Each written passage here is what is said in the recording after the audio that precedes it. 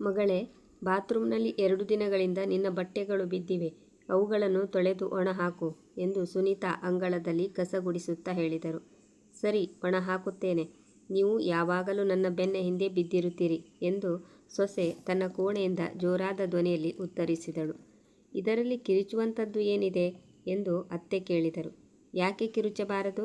ಬಟ್ಟೆಗಳು ನಂದು. ಅವು ಹರಿದು ಹೋದರೆ ನಾನು ನಿಮ್ಮ ಹತ್ತಿರ ಕೇಳಲು ಬರುವುದಿಲ್ಲ. ನನ್ನ ಕೈ ಹಿಡಿದವನು ನನಗೆ ಬಟ್ಟೆಯನ್ನು ಕೊಡಿಸುತ್ತಾನೆ. ನಿಮಗ್ಯಾಕೆ ತಲೆನೋವು ಎಂದು ಹೇಳುತ್ತಾ ಸೊಸೆ ರೀತು ಕೋಣೆಯಿಂದ ಹೊರಬಂದಳು. ವೇಗವಾಗಿ ನಡೆದು ಬಾತ್ರೂಮ್ ಒಳಗೆ ನುಗ್ಗಿ ಬಕೆಟ್ನಲ್ಲಿದ್ದ ಬಟ್ಟೆಗಳ ಮೇಲೆ ತನ್ನ ಸಿಟ್ಟನ್ನು ಹೊರಹಾಕುತ್ತಾ ಗೊಣಗತೊಡಗಿದಳು. ಈ ಮನೆಯಲ್ಲಿ ಇರುವುದು ಈಗ ಕಷ್ಟವಾಗಿದೆ. ನಾನು ಸ್ವಲ್ಪ ವಿಶ್ರಾಂತಿ ಪಡೆಯುವುದು ಯಾರಿಗೂ ಇಷ್ಟವಾಗುವುದಿಲ್ಲ. ಈ ಮನೆಯವರು ನಾನು ಕೆಲಸದವಳಂತೆ ಇಡೀ ಮನೆ ಸ್ವಚ್ಛಗೊಳಿಸಬೇಕು, ಎಲ್ಲರ ಸೇವೆ ಮಾಡಬೇಕು ಎಂದು ಬಯಸುತ್ತಾರೆ. ಸುನೀತಾ ತನ್ನ ಒಬ್ಬನೇ ಮಗ ಅಖಿಲೇಶ್ಗಾಗಿ ಬಹಳಷ್ಟು ಹುಡುಗಿಯರನ್ನು ನೋಡಿದ ನಂತರ ರೀತುಳನ್ನು ಆರಿಸಿದ್ದರು. ಹಾಲಿನಂತೆ ಬಿಳುಪು, ಬಿ.ಕಾಂ ಪದವೀಧರೆ, ಸರ್ವಾಂಗ ಸುಂದರಿ ರೀತುಳನ್ನು ನೋಡಿದ ತಕ್ಷಣ ಸುನೀತಾ ಮರುಳಾಗಿದ್ದರು. ನನ್ನ ಸೊಸೆಯಾದರೆ ರೀತುವೇ ಆಗಬೇಕು. ಇಲ್ಲದಿದ್ದರೆ ಅಖಿಲೇಶ್ ಅವಿವಾಹಿತನಾಗಿಯೇ ಇರಲಿ ಎಂದು ಮನೆಯಲ್ಲಿ ಘೋಷಿಸಿದ್ದರು. ಹೀಗೆ 2 ವರ್ಷಗಳ ಹಿಂದೆ ಅಖಿಲೇಶ್ ಮತ್ತು ರೀತುಳ ಮದುವೆಯಾಯಿತು. ರೀತು ತನ್ನ ಮನೆಯಲ್ಲಿ ಎಲ್ಲರಿಗೂ ಅಚ್ಚುಮೆಚ್ಚಿನವಳು, ವಿಶೇಷವಾಗಿ ತಾಯಿಗೆ. ಆದ್ದರಿಂದ ಅವಳು ಸ್ವಲ್ಪ ಹಠಮಾರಿ, ಅಹಂಕಾರಿ ಮತ್ತು ಸ್ವಾರ್ಥಿಯಾಗಿದ್ದಳು. ಅವಳ ಮನೆಯಲ್ಲಿ ತಾಯಿಯದ್ದೇ ಆಡಳಿತವಿತ್ತು. ಬಾಲ್ಯದಿಂದಲೇ ರೀತುಗೆ ಅವಳ ತಾಯಿ ಒಂದು ಪಾಠ ಕಲಿಸಿದ್ದರು.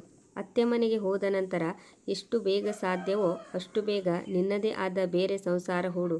ಜಂಟಿ ಕುಟುಂಬದಲ್ಲಿದ್ದರೆ ಅತ್ತೆ ಮಾವನ ಸೇವೆ ಮಾಡಬೇಕಾಗುತ್ತದೆ. ಸುನೀತಾರ ಕುಟುಂಬದಲ್ಲಿ ಯಾವುದಕ್ಕೂ ಕೊರತೆ ಇರಲಿಲ್ಲ. ಆದರೆ ರೀತುವಿನ ತವರು ಮನೆಗೆ ಹೋಲಿಸಿದರೆ ಅವರ ಆರ್ಥಿಕ ಸ್ಥಿತಿ ಸ್ವಲ್ಪ ದುರ್ಬಲವಾಗಿತ್ತು. ಸುನೀತಾ ಪತಿ ರಾಮ್ ಒಂದು ಕಂಪನಿಯಲ್ಲಿ ಹೆಡ್ ಅಕೌಂಟೆಂಟ್ ಆಗಿದ್ದರು.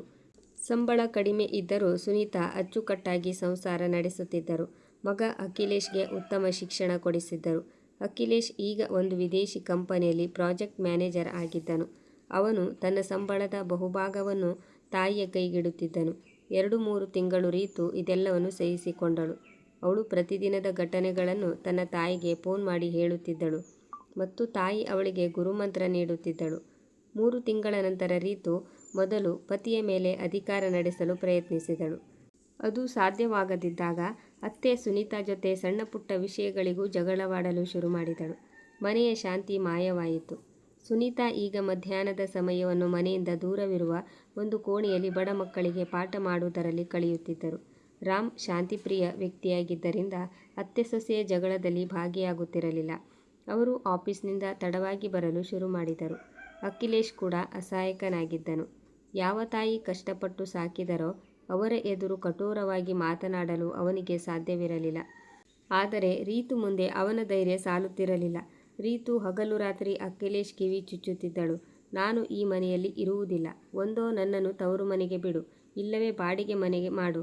ಒಂದು ಸಂಜೆ ಅಖಿಲೇಶ್ ಆಫೀಸ್ನಿಂದ ಬಂದಾಗ ರೀತು ಅಸ್ತವ್ಯಸ್ತ ಬಟ್ಟೆಗಳಲ್ಲಿ ಸಿಟ್ಟಿನಿಂದ ಕುಳಿತಿದ್ದಳು. ಇಂದು ಮತ್ತೆ ಅಮ್ಮನ ಜೊತೆ ಜಗಳವಾಯಿತೆ ಎಂದು ಅಖಿಲೇಶ್ ಕೇಳಿದನು.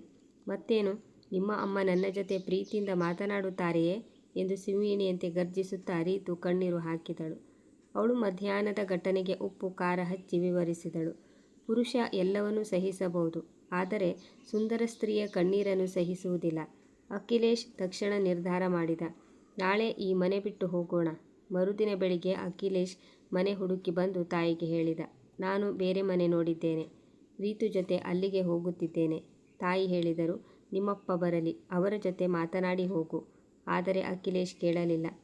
ಸರಿ, ನೀನೀಗ ಮಗುವಲ್ಲ, ನಿನಗೆ ಸರಿ ಕಂಡಂತೆ ಮಾಡು. ಬೇಕಾದ ಸಾಮಾನನ್ನು ತೆಗೆದುಕೊಂಡು ಹೋಗು ಎಂದು ಸುನೀತಾ ನೋವಿನ ದನಿಯಲ್ಲಿ ಹೇಳಿದರು. ಅವರು ಡ್ರಾಯಿಂಗ್ ರೂಮ್ನಲ್ಲಿ ಕುಳಿತು ಪದೇ ಪದೇ ಕಣ್ಣೀರು ಒರೆಸಿಕೊಳ್ಳುತ್ತಿದ್ದರು. ಅಖಿಲೇಶ್ ಟ್ರಕ್ ತಂದು ಸಾಮಾನುಗಳನ್ನು ತುಂಬಿಸಿ ರೀತು ಜೊತೆ ಹೊರಟು ಹೋದನು. ಸುನೀತಾ ಅವರಿಗೆ ಹೊರಬಂದು ನೋಡುವ ಧೈರ್ಯವಿರಲಿಲ್ಲ. ಸಂಜೆ ರಾಮ್ ಬಂದಾಗ ವಿಷಯ ತಿಳಿದು ಅವರಿಗೂ ಬೇಸರವಾಯಿತು. ಆದರೆ ನಿರಂತರ ಜಗಳಕ್ಕಿಂತ ಶಾಂತಿಯೇ ಒಳ್ಳೆಯದು ಎಂದು ಸುಮ್ಮನಾದರು. ಅಂದು ಇಬ್ಬರು ಊಟ ಮಾಡಲಿಲ್ಲ. ಅಖಿಲೇಶ್ ಮತ್ತು ರೀತು ಹೋಗಿ 1 ವರ್ಷವಾಗಿತ್ತು. ದೀಪಾವಳಿ ಹಬ್ಬ ಬಂದಿತ್ತು. ಎಲ್ಲೆಡೆ ಸಡಗರವಿದ್ದರೂ ಸುನೀತಾ ಮತ್ತು ರಾಮ್ ಉದಾಸೀನರಾಗಿ ಹಳೆಯ ನೆನಪುಗಳಲ್ಲಿ ಮುಳುಗಿದ್ದರು. ಸುನೀತಾ ಕೇವಲ ಒಂದು ದೀಪವನ್ನು ಹಚ್ಚಿ ಅಂಗಳದಲ್ಲಿಟ್ಟರು. ದೀಪಾವಳಿಯ 2 ದಿನಗಳ ನಂತರ ಸುನೀತಾ ಮಕ್ಕಳಿಗೆ ಪಾಠ ಮಾಡಿ ಮರಳುವಾಗ ದಾರಿಯಲ್ಲಿ ಒಬ್ಬ ಅಪರಿಚಿತ ಮಹಿಳೆ ಸಿಕ್ಕಳು. ಅವಳು ಹೇಳಿದಳು, ರೀತು ಮತ್ತು ಅಖಿಲೇಶ್ ನಮ್ಮ ಮನೆಯ ಹತ್ತಿರವೇ ವಾಸವಿದ್ದಾರೆ. ಇಂದು ರೀತುವಿನ ಆರೋಗ್ಯ ತುಂಬ ಕೆಟ್ಟಿದೆ. ಅವಳನ್ನು ಮನೆ ಮಾಲೀಕರು ಆಸ್ಪತ್ರೆಗೆ ಕರೆದೊಯ್ದಿದ್ದಾರೆ. ಅಖಿಲೇಶ್ ಊರಿನಲ್ಲಿಲ್ಲ ಮತ್ತು ರೀತುವಿಗೆ ಹೆರಿಗೆಯಾಗುವ ಸಮಯ ಬಂದಿದೆ. ಸುನೀತಾ ಗಾಬರಿಯಿಂದ ಆಸ್ಪತ್ರೆಯ ಹೆಸರು ಕೇಳಿದಾಗ ಆಕೆ ವರ್ಮಾ ನರ್ಸಿಂಗ್ ಹೋಮ್ ಎಂದಳು. ಸುನೀತಾ ತಕ್ಷಣ ಮನೆಗೆ ಬಂದು ಹಣ ಮತ್ತು ಅಗತ್ಯ ವಸ್ತುಗಳನ್ನು ತೆಗೆದುಕೊಂಡು ಅಲ್ಲಿಗೆ ಧಾವಿಸಿದರು. ಆಸ್ಪತ್ರೆಯಲ್ಲಿ ರೀತುವನ್ನು ಆಪರೇಷನ್ ಥಿಯೇಟರ್ಗೆ ಕರೆದೊಯ್ಯಲಾಗಿತ್ತು.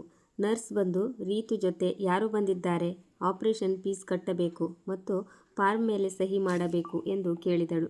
ಸುನೀತಾ ಡಾಕ್ಟರ್ ವಿಮಲಾ ಭಾಟಿಯಾ ಅವರನ್ನು ಭೇಟಿ ಮಾಡಿ ತಮ್ಮ ಪರಿಚಯ ಮಾಡಿಕೊಂಡರು. ಡಾಕ್ಟರ್ 25,000 ರೂಪಾಯಿ ಕೇಳಿದಾಗ ಸುನೀತಾ ಮೊದಲು 10,000 ಕಟ್ಟಿ ಬಾಕಿ ಹಣವನ್ನು ಪತಿಗೆ ಫೋನ್ ಮಾಡಿ ತರಿಸುವುದಾಗಿ ಹೇಳಿದರು. ತಾಯಿ ಮತ್ತು ಮಗು ಇಬ್ಬರೂ ಆರೋಗ್ಯವಾಗಿರಬೇಕು ಅಷ್ಟೇ ಎಂದು ಬೇಡಿಕೊಂಡರು. ನಂತರ ಪತಿ ರಾಮ್ಗೆ ಫೋನ್ ಮಾಡಿ ವಿಷಯ ತಿಳಿಸಿ ಹಣ ತರಲು ಹೇಳಿದರು. 1.5 ಗಂಟೆಯಲ್ಲಿ ರಾಮ್ ಬಂದರು. ಆದರೆ ರೀತುವಿನ ತಂದೆ ತಾಯಿ ಇನ್ನೂ ಬಂದಿರಲಿಲ್ಲ. ಸ್ವಲ್ಪ ಹೊತ್ತಿನ ನಂತರ ನರ್ಸ್ ಬಂದು ಅಭಿನಂದನೆಗಳು, ಹೆಣ್ಣು ಮಗು ಹುಟ್ಟಿದೆ, ತಾಯಿ ಮಗು ಇಬ್ಬರು ಕ್ಷೇಮವಾಗಿದ್ದಾರೆ ಎಂದು ಸಿಹಿ ಸುದ್ದಿ ನೀಡಿದಳು. ಸುನೀತಾ ಮಗುವನ್ನು ಎತ್ತಿಕೊಂಡು ಮುದ್ದಾಡಿದರು. ರಾಮ್ ಸಂತೋಷದಿಂದ ನರ್ಸ್ಗೆ ಸಿಹಿ ತಿನ್ನಲು 500 ರೂಪಾಯಿ ನೀಡಿದರು. ರೀತುವಿಗೆ ಪ್ರಜ್ಞೆ ಬಂದಾಗ ಅವಳು ಕಂಡಿದ್ದು ತನ್ನ ಅತ್ತೆ ಸುನೀತಾ ಪಕ್ಕದಲ್ಲಿ ಕುಳಿತಿರುವುದನ್ನು. ಲಕ್ಷ್ಮಿ ಬಂದಿದ್ದಾಳೆ, ಸೇಮ್ ನಿನ್ನಂತೆಯೇ ಇದ್ದಾಳೆ ಎಂದು ಸುನೀತಾ ರೀತುವಿನ ಹಣೆಯನ್ನು ಸವರುತ್ತಾ ಹೇಳಿದರು. ಮನೆ ಮಾಲೀಕರು ಬಂದು, ರೀತು, ನಾನು ನಿನ್ನ ತಾಯಿಗೆ ಫೋನ್ ಮಾಡಿದ್ದೆ, ಅವರು ಬರುತ್ತೇವೆ ಎಂದಿದ್ದರು, ಆದರೆ ಇನ್ನೂ ಬರಲಿಲ್ಲ ಎಂದರು. ಸುನೀತಾ ಅಂದು ಇಡೀ ರಾತ್ರಿ ಏನು ತಿನ್ನದೆ ಚಹಾ ಕೂಡ ಕುಡಿಯದೆ ರೀತುಳ ಸೇವೆ ಮಾಡಿದರು. ಮರುದಿನ ಬೆಳಿಗ್ಗೆ ರಾಮ್ ಚಹಾ ತಂದರು. ನೀನು ಮನೆಗೆ ಹೋಗಿ ಊಟ ಮಾಡಿ ರೀತುವಿಗೆ ಕಿಚಡಿ ಮಾಡಿಕೊಂಡು ಬಾ, ನಾನು ಇಲ್ಲಿರುತ್ತೇನೆ ಎಂದು ಪತ್ನಿಗೆ ಹೇಳಿದರು. ರಾಮ್ ಆಫೀಸ್ಗೆ ರಜೆ ಹಾಕಿದ್ದರು. ರೀತು ಮಲಗಿದ್ದ ವಾರ್ಡ್ನ ಪಕ್ಕದ ಬೆಡ್ನಲ್ಲಿದ್ದ ಮಹಿಳೆಯ ತಾಯಿ ರೀತುವಿನ ಬಳಿ ಬಂದು ಹೇಳಿದರು. ನಿನ್ನ ತಾಯಿ ತುಂಬ ಒಳ್ಳೆಯವರು ಮಗಳೇ, ರಾತ್ರಿಯಿಡೀ ನಿನ್ನ ಸೇವೆ ಮಾಡಿದ್ದಾರೆ. ರೀತು ಹೇಳಿದಳು. ಅವರು ನನ್ನ ತಾಯಿಯಲ್ಲ, ನನ್ನ ಅತ್ತೆ. ಆ ಮಹಿಳೆ ಆಶ್ಚರ್ಯಚಕಿತಳಾದಳು. ಪ್ರಪಂಚದಲ್ಲಿ ಇಂತಹ ಅತ್ತೆಯೂ ಇರುತ್ತಾರೆಯೇ? ಹಸಿದು ಬಾಯಾರಿದರೂ ಸೊಸೆಯ ಸೇವೆ ಮಾಡುತ್ತಿದ್ದಾರೆ. ಮಗಳೇ, ಇಂತಹ ಅತ್ತೆ ಮಾವ ಸಿಗಲು ಪುಣ್ಯ ಮಾಡಿರಬೇಕು. ಪ್ರತಿ ಮನೆಯಲ್ಲೂ ಇಂತಹ ಅತ್ತೆ ಇದ್ದರೆ ಯಾವ ಸೊಸೆಯೂ ಆತ್ಮಹತ್ಯೆ ಮಾಡಿಕೊಳ್ಳುತ್ತಿರಲಿಲ್ಲ. ಅವರನ್ನು ಎಂದಿಗೂ ನೋಯಿಸಬೇಡ. ರೀತು ಯೋಚಿಸತೊಡಗಿದಳು.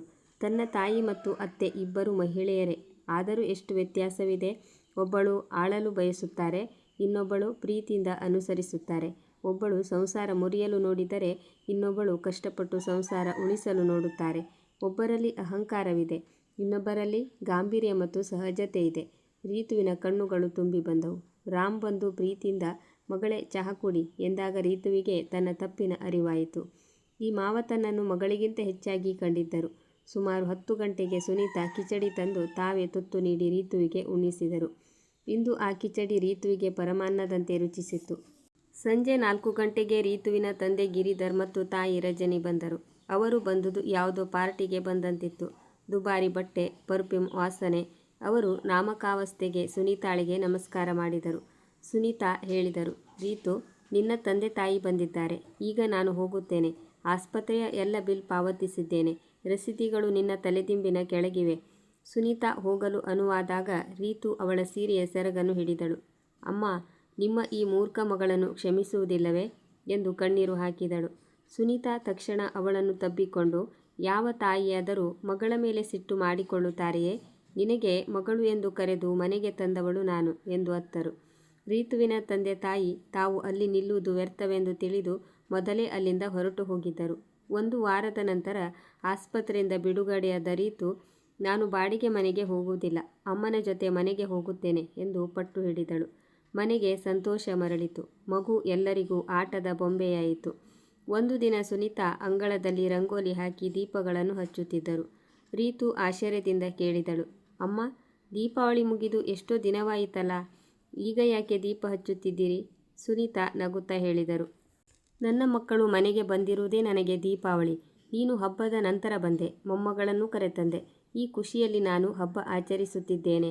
ನೀನು ಹೊಸ ಸೀರೆ ಉಟ್ಟುಕೋ, ಮಗುವಿಗೂ ಹೊಸ ಬಟ್ಟೆ ಹಾಕಿಸು. ರೀತು ಅತ್ತೆಯ ಕಾಲಿಗೆ ನಮಸ್ಕರಿಸಿ, ಮಗು ನಯನ ಕೂಡ ನಿಮ್ಮಂತೆಯೇ ಗುಣವಂತಳಾಗಲಿ ಮತ್ತು ಹೋದ ಮನೆಯನ್ನು ಸ್ವರ್ಗ ಮಾಡಲಿ ಎಂದು ಹರಸಿ ಎಂದು ಬೇಡಿಕೊಂಡಳು. ಬೆಳಗುತ್ತಿದ್ದ ದೀಪಗಳ ಸಾಲು ರೀತುವಿನ ಜೀವನವನ್ನು ಬೆಳಗಿಸಿದಂತೆ ಕಾಣುತ್ತಿತ್ತು. ವೀಕ್ಷಕರೇ, ಕತೆ ಇಷ್ಟವಾಗಿದ್ದಲ್ಲಿ ಇದಕ್ಕೊಂದು ಲೈಕ್ ಕೊಡಿ, ಸಬ್ಸ್ಕ್ರೈಬ್ ಮಾಡಿ. ಇನ್ನೊಂದು ಸುಂದರವಾದ ಕಥೆಯೊಂದಿಗೆ ಮತ್ತೆ ಭೇಟಿಯಾಗೋಣ. ಅಲ್ಲಿಯವರೆಗೂ ಖುಷಿಯಾಗಿರಿ. ಧನ್ಯವಾದಗಳು.